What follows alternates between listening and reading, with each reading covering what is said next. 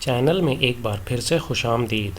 اگر آپ نے حال ہی میں جیمز ویب اسپیس ٹیلیسکوپ کی ریلیز کی گئی تصاویر دیکھی ہیں تو آپ نے ضرور سدرن رنگ نیبولا کی بھی چند تصاویر دیکھی ہوں گی، جو کہ سدرن ہیمسفیئر سے دکھنے والا ایک پلانیٹری نیبولا ہے۔ پلانیٹری نیبولا کا لفظ سن کے آپ کو تجسس تو ضرور ہوا ہوگا کہ آخر یہ ہوتی کیا چیز ہے۔ آئیے آج کی ویڈیو میں ہم آپ کا تعارف پلانیٹری نیبولا سے کراتے ہیں۔ پلانیٹری نیبولا اپنے نام کے برعکس پلانٹس یعنی سیاروں سے کوئی تعلق نہیں رکھتا، سوائے اس کے کہ زمین سے دیکھنے والی پرانی اور چھوٹی دوربینوں میں یہ کچھ پلانٹس کی سی شکل دیتا ہے۔ پلانیٹری نیبولا اصل میں ایک دم توڑتے ہوئے ستارے کی زندگی کے کچھ آخری لمحات ہوتے ہیں جو ہم انسانوں کو زمین سے نظر آتے ہیں۔ کائنات میں موجود ہر وہ ستارہ جس کا وزن ہمارے سورج کے 8ویں حصے سے لے کے 8 سورجوں کے برابر ہے، یعنی 0.8 سولر میسز سے لے کر 8 سولر میسز تک ہے، اپنی زندگی کے اختتام پر ایک پلانیٹری نیبولا بناتا ہے۔ ایک ستارے کی زندگی کے آخر میں پلانیٹری نیبولا کی سٹیج اس وقت آتی ہے جب وہ ستارہ اپنے اندر موجود ہائیڈروجن گیس کی نیوکلیئر فیوژن ختم کر لیتا ہے۔ اس موقع پر ستارے کا مرکزی حصہ یعنی کور ستارے کی گریوٹی کی وجہ سے مزید سکڑ جاتا ہے اور اس کا ٹیمپریچر تقریباً 10 کروڑ کیلون تک پہنچ جاتا ہے۔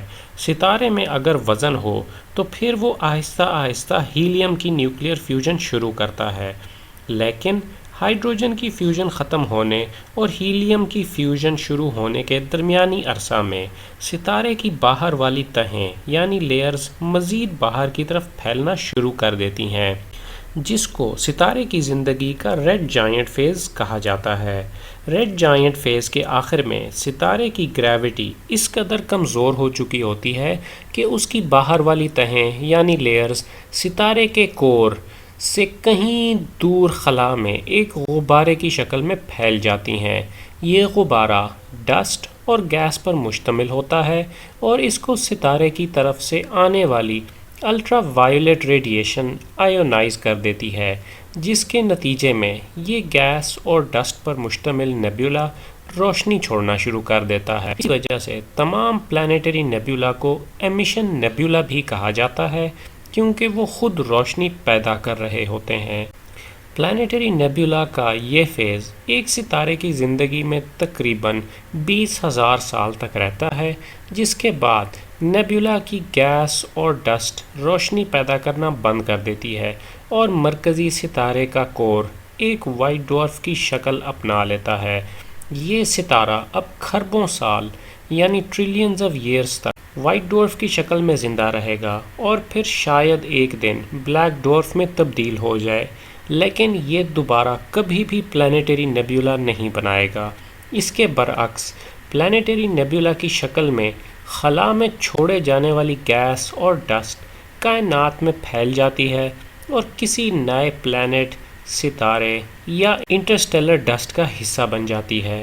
ہماری کہکشاں یعنی ملکی وے میں تقریباً 3,000 پلانیٹری نیبولا آج تک دریافت کیے گئے ہیں، جن میں سے مشہور پلانیٹری نیبولا چند ایک ہیں، جیسا کہ ڈمبلز نیبولا، رنگ نیبولا، ہیلکس نیبولا وغیرہ وغیرہ۔ ان پلانیٹری نیبولا کو زمین پر موجود چھوٹی دوربینوں کے ساتھ دیکھا بھی جا سکتا ہے۔ سائنسدانوں کا خیال ہے کہ ہمارے نظام شمسی کا مرکزی ستارہ یعنی سورج بھی اپنی زندگی کے اختتام پر ایک پلانیٹری نیبولا کی شکل اختیار کرے گا۔ ایسا جب بھی ہوا اس وقت یہ دنیا یعنی پلانٹ ارتھ زندگی کو سہارا دینے کے قابل نہ رہے گی۔ اس کے بارے میں مزید تفصیل آپ ہماری اس اگلی ویڈیو میں دیکھ سکتے ہیں، اور آخر میں ہمیشہ کی طرح دیکھنے کا بہت شکریہ۔